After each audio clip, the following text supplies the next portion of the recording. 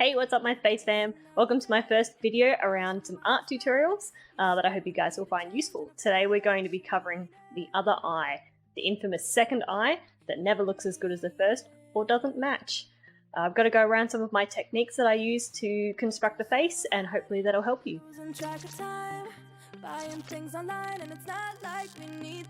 So as you can see, I've already drawn a front-on face. This one was drawn via using the symmetrical rule.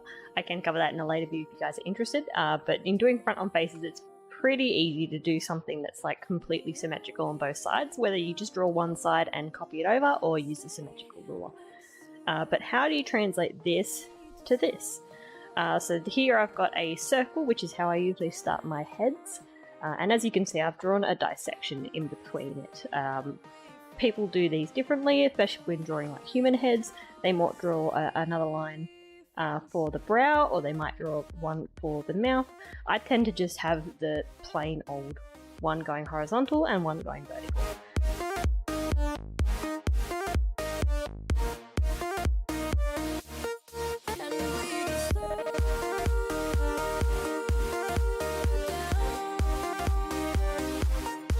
So once you've got sort of like a basic head shape, you know, you've kind of sort of got where the brow from the crown goes down and down to where the cheekbones start. What I usually tend to do then is draw the actual brow line. Now it's not usually perfect, it's usually just sort of like a rough sketch, sort of like this. And then down where the bridge of the nose would be. Now why do I do it this way? A lot of people will draw circles and position the eyes first. I tend to always start with the further brow, so furthest away from where you are.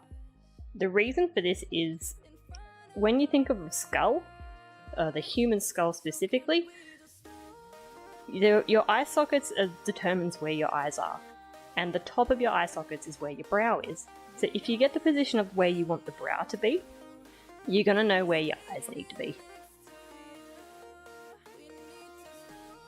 Again, I just start with where the brow needs to be, and then draw a circle of where I think I need to be. Tackling the problem of the other eye, what shape it needs to be, where it needs to be, and things like that. Realistically, what you need to think of is, if you're drawing a circle on this side, you can't just draw a circle on this side. So if I were to copy this over, and erase that furthest away eye, so we've just got where we've started with the brow, and then copy this and flip it. And what I see a lot of people do is they'll do this and then they'll just squish it, and you can see how that just doesn't work. You can like rotate it, squish it up and down, squish it a bit more, but that's just not how eyes sit. And you can see when I get rid of all of my marching ants, something's just not right. It's looking like a Tim Burton creation. So I guess the best way to sort of tackle this shape, and this is where other people tend to draw extra lines. I don't, just because I've drawn so many of these, I don't need to anymore. But what you can do is do that second line just to get where your eyes will sit. Now, so I've got the middle dissection through here. I've drawn another line that meets both ends, like that. That can kind of sort of help you get sort of the angle of how the eyes will sit on the face. They're not going to sit straight across this line. They're going to curve, because when you think of the head of the sphere, they're going to curve with the sphere. So this kind of gives you a better idea of like where the bottoms of the eyes will sit in relation to each other. Another way to sort of look at the shape of this other eye, and we're just going to erase it for now, we're going to keep that brow line because that's important. I'm just going to draw like a little nose here so we know where that is relative to everything else.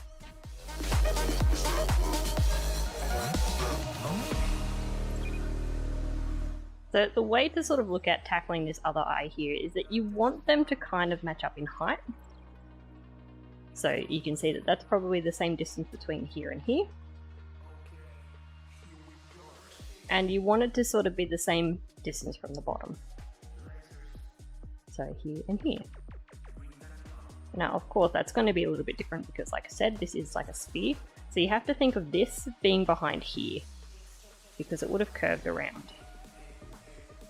So once you've got the height, you can tend to sort of like then match up the rest of the thing.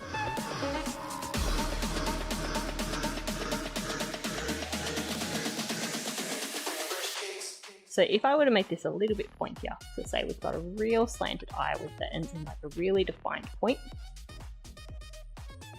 If I then try and copy that over this side with the point, being at like a relative height, it's gonna look strange. And the reason for that is you're not gonna see this here. You're not gonna see that here. Because again, being a sphere, it's curved around. So you're only gonna see up until this point, meaning you have a round eye at that point. So if we just get that height back of where we want that height to be, and the bottom line, use my handy dandy flip tool just to get that bottom line where we want it to be. Now if we're just seeing this much of the eye, that's all we're going to see.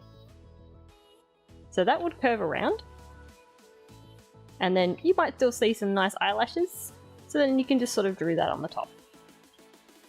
And you can see how much more natural that looks as opposed to trying to force that point in there. Of course you can sort of insinuate that there is a bit of a point there, but it's going to be curved because you're seeing eyeball now, you're not actually seeing the corner of the eye.